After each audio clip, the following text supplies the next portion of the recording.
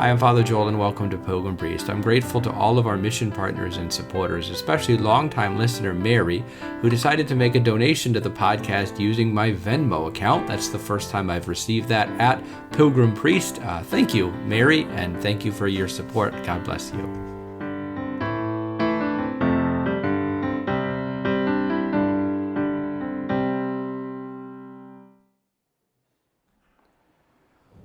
Jeremiah is called by God to be a prophet during a particularly difficult time in Jewish history.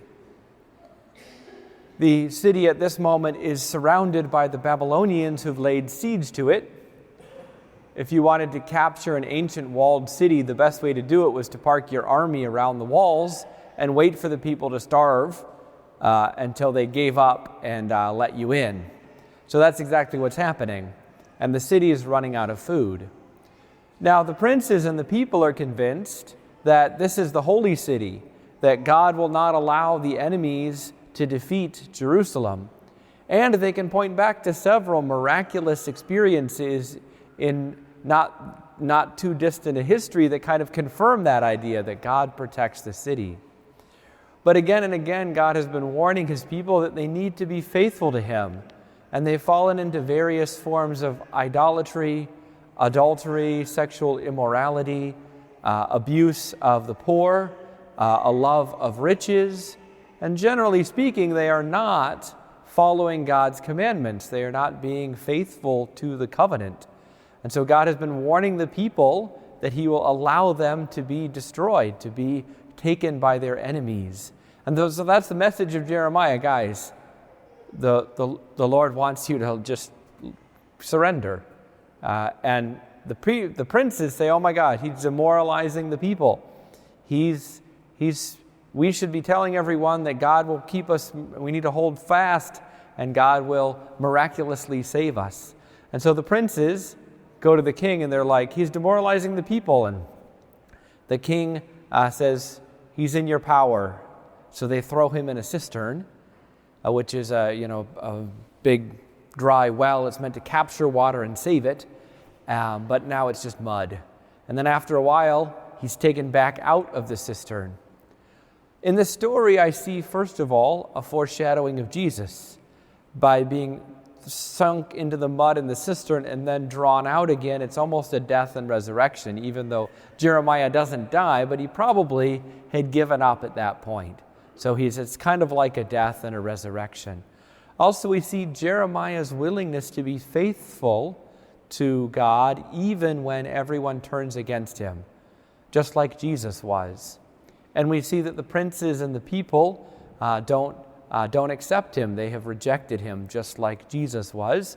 And we also see that King Zedekiah, who should be standing up for what is true and right, is instead falling to popular opinion, just like Pontius Pilate did. And so in a very real way, the life of Jeremiah foreshadows the life, death, and resurrection of Jesus. I also see in the story of Jeremiah a warning about bad leadership. That Zedekiah isn't being a good leader. He's not clearly leading the people in the ways of God. And consequently, the people don't let themselves be led, right? The princes aren't listening to the Lord. They aren't listening to the king. But I think I want to reflect a little bit on the importance of good leadership. Because we all know when a leader is bad, it's hard for a company to do well. It's hard for people to follow well if a leader sets a bad direction. But each of us are called in our own way to be leaders. Maybe leaders at work, leaders at home, leaders within our community. And it's worth reflecting what good leadership looks like and where it comes from. In fact, St. Paul tells us that we should keep our eyes fixed on Jesus, the leader and perfecter of our faith.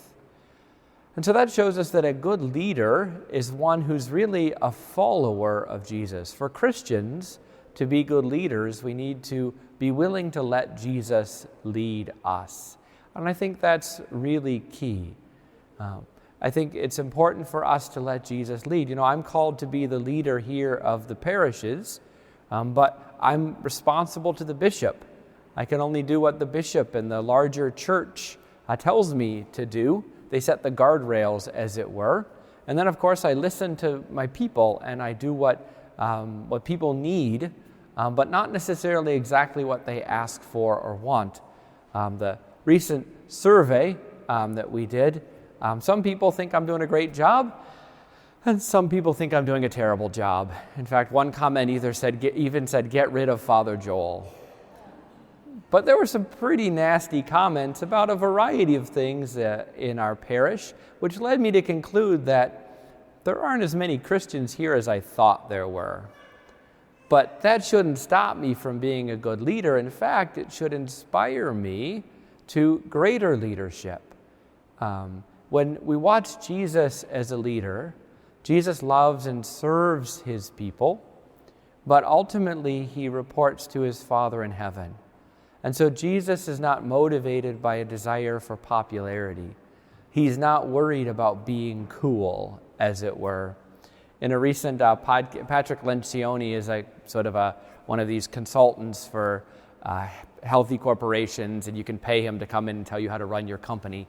So I was listening to a podcast, and it was titled, "Leadership Isn't Cool." And the point was, he was looking at a study on what it meant to be cool, and he realized that being cool is about looking good.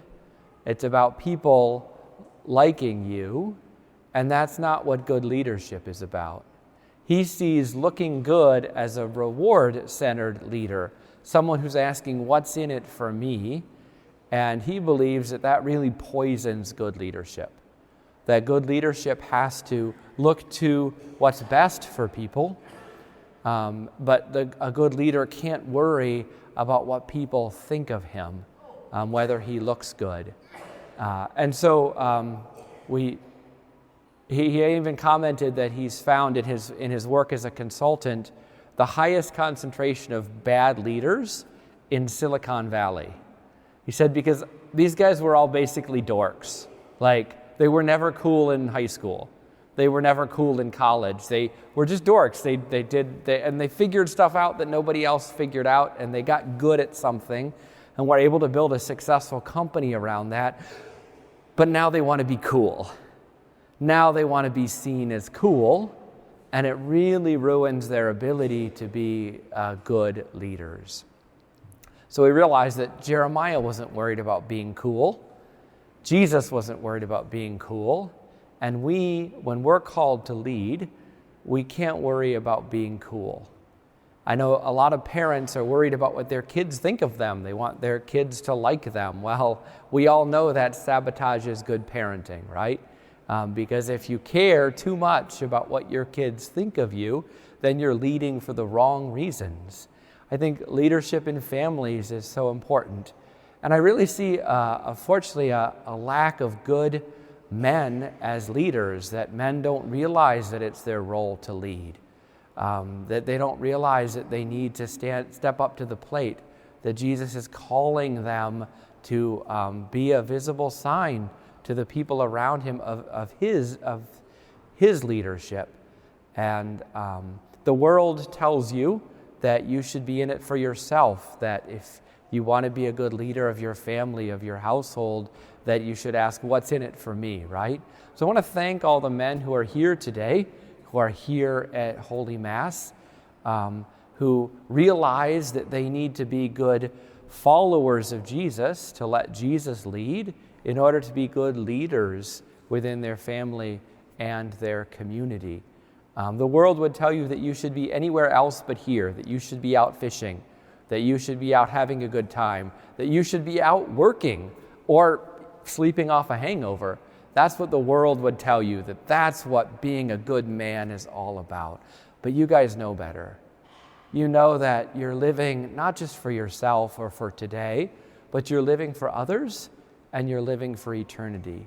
And I just want to say thank you for that witness of allowing the Lord to lead you so that you can turn and be a good leader for others. And this is a call for all of us. It's not just for men, it's not just for priests, it's not just for a CEO who runs a company, but there are ways that we can exercise leadership in whatever situation we are, whether we're leading a classroom, whether we're leading a company, whether we're volunteering as a coach. There's lots of different ways that we're called to exercise leadership.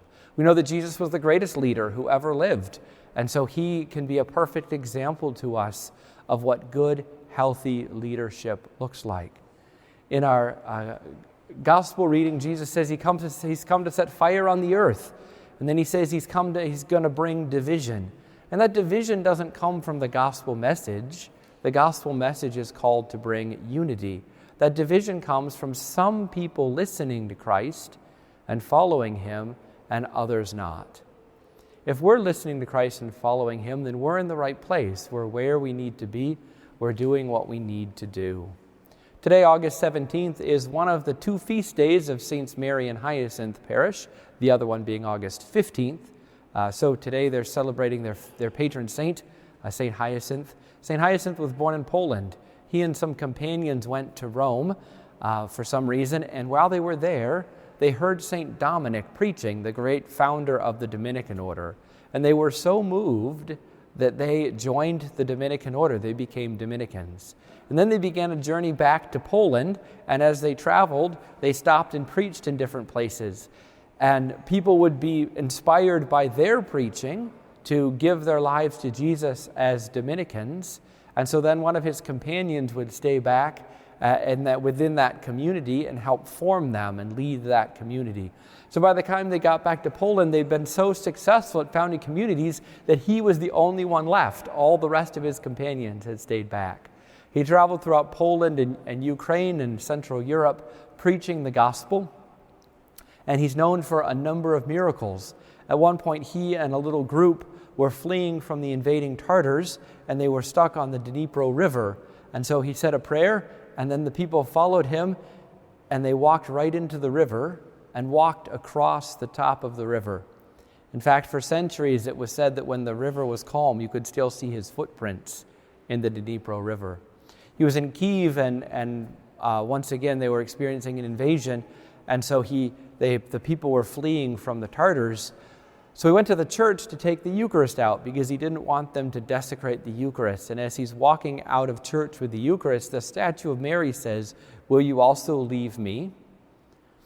Okay, he said. So he the statue was too heavy for one person to carry, but he put one arm around the statue and picked her up and walked out of church, which is why he's actually a patron saint of weightlifters. But we can see in here in this miraculous moment a sign of how God's leadership also enables us to accomplish what he calls us to.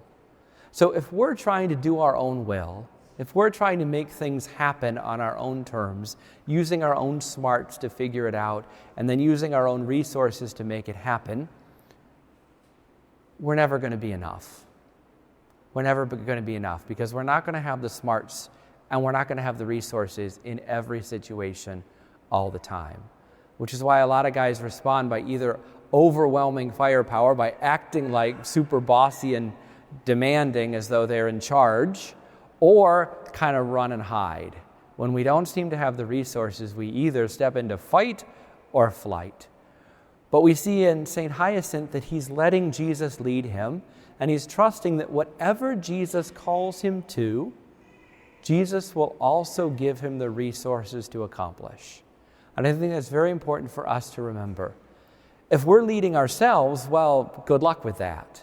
But if we're submitting to Jesus' leadership in our life, if he is the one giving the call, then we can have confidence that even if his call looks impossible, he'll give us the strength to accomplish it, because with God, all things are possible. So let us heed the call to be good leaders in our home, in our communities, in our world, and let us heed that call by allowing Jesus to lead us.